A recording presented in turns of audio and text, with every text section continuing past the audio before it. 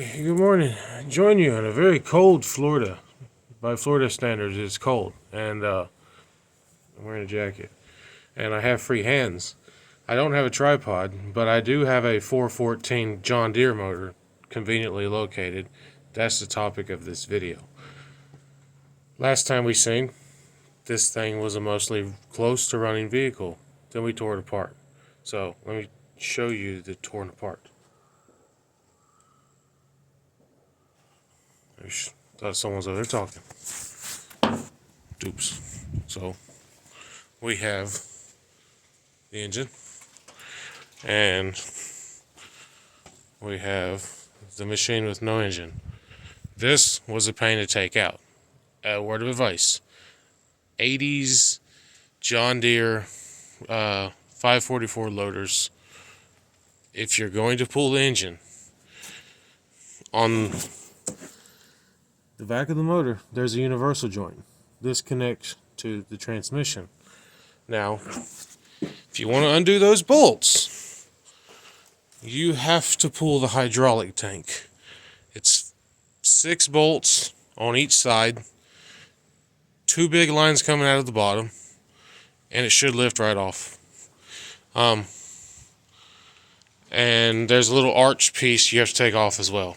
But then you can get down there and you can unbolt these 4 bolts right here. But if you don't want to do that, we didn't know this until we pulled it out and figured it out. If you don't want to unbolt this universal joint, you can just pull the whole thing off. We didn't know it would do that. We would have probably left it attached and not undid the universal joint and then just pulled the whole thing out. But in the long run, it would have probably been a pain in the ass to try to line up all the splines and put it back in. So do what you will with that if you're pulling one of these out.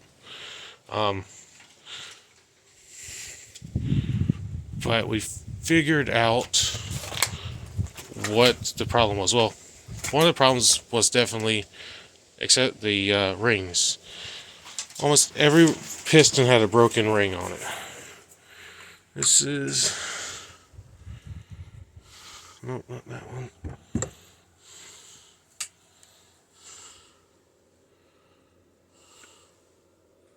Oh, yeah. Sorry. So, see that chunk taken out? Yep. It burnt right through the ringland. I'm going to flip it upside down. But this engine's getting more rebuilt than we thought. Initially, it was just going to be honing it out, put new rings in it, new gaskets, and be good. Now, it's looking like we're getting the $1,200 kit. And what that is, it's all new mains, all new rods, all new gaskets. From pan gasket to head gasket and water pump, valve cover, all of it. It's 6 new sleeves and 6 new pistons, 6 new wrist pins, and all the rings.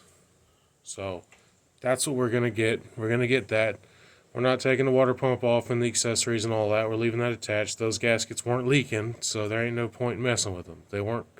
The machine was moving water through it. Water pump was working. It wasn't overheating. So we know that's good. We're not going to fuck with that. If it ain't broke, don't fix it. We're going to replace the rod bearings, because they were badly scarred up. Crank journals, they look good. No major issues there. We're going to knock out all 6 sleeves, put new sleeves in. Put new pistons and wrist pins on the old rods and put them back in. And then button it all back up with new pan, valve cover, head gasket, all that. Clean up all the valve train. We're going to pull all the valves out of the head. We're going to relap them. Well, I'm not going to do this. This is for people that don't have a life. I'm using a drill. If you hate the drill, don't use the drill. I use the drill. No issue. I do things my own way. They work. Never had an issue. Had a friend that was helping me on this project. He didn't want to have any involvement in it because I didn't keep track of where the push rods came from. I just pulled them all out, put them in a bucket, set them to the side. Didn't mark it. Cylinder 1 intake, cylinder 2 exhaust. I didn't mark shit. It don't matter. If you're building a top fuel, dragster, nitromethane, Hemi, okay, yeah, put the push rods back where you found them. Even in that application, I really don't think it would make a difference. But this is a John Deere tractor. It's 414 cubic inches, and it makes all of its torque at like 3,000 RPMs. Okay, I don't think it's going to be an issue, but I don't think it matters anyway. He didn't like the drill idea, so I guess I'm a hack. I always thought I did a good job, so yeah, I'm not really doing much today. Yeah, all I'm doing, I'm gonna clean some more. Yeah, that's what I'm gonna do. I'm gonna clean. Ah, shit. This machine is disgusting. All of that was caked in grease down there. And that's that universal joint that I was talking about. That right there. Everything on this machine, no joke, is a 3/4, 9/16, or a 1/2 inch. It has a GM one-wire alternator and a GM style starter. This is a Chevrolet. I hate Chevrolets, but I actually like those parts of it. It's simple. It's really easy. We had this area in here was full of acorns. There's a happy squirrel. Acorns everywhere. Like all in here inside this area. Now, can you see that? This line and this big line over here, those two lines are what runs into the bottom of the hydraulic tank. This one with the hose clamps on it, it's a low pressure return. I'm not going to say use a radiator hose, but I'm pretty sure we're just going to fix it with a radiator hose. It's easy enough to get to if it blows, but as of now, it's a radiator hose. I think this is like a 2-wire hydraulic line or something low pressure. They're just more expensive, whereas radiator hose ain't. The other side's a high pressure. But even the high pressure line slides on the bottom of the tank over a barbed fitting with a hose clamp. Or a flared fitting, not a barbed fitting. This other side, it just slides over with hose clamps. But, yeah. We're going to get it put together. After that, we got more projects. Our F700 with the Brazilian 6.6 diesel, its injection pump went down. Now keep in mind, this is all within the span of a week.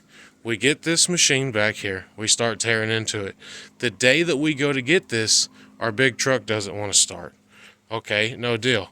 No problem. We'll use my dad's truck. We drove the Dodge, went and got it. So we get back. Our Uncle Sammy, who we got this from, he says, oh, it's probably the fuel filters. He's an over-the-road trucker. So we were like, all right, fuel filters. Changed all the fuel filters. Still won't start. Injection pump has went out. Pump is moving fuel. It's going in one side of the pump and blowing out the return line. But nothing is coming out of the little plungers on the P pump. So that's fun. This is going to be 1,200. That's going to be a couple hundred, 1,200 probably around there by the end of the time.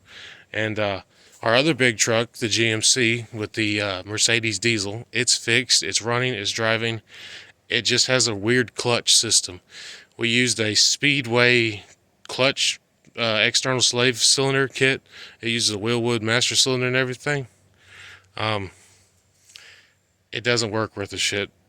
I don't know if it's because we're using it on a big truck and it just doesn't have enough hydraulic pressure to actuate that big pressure plate. But we got to fix that. Other than that, it runs great. It's a low geared thing. It crawls. It's a beast. Puts that 454 to shame a lot. And it don't even have an intercooler in it. It's just got a cold air intake. But it's doing good. I'm planning on getting a motorcycle. That's my plans. But yeah, all of this stuff broke down the 2 days before we have to go onto this big job. So we got to borrow a truck. It's fun. It's great. I have all these vehicles and they all freaking break on the same week. Whatever. I'll get it fixed.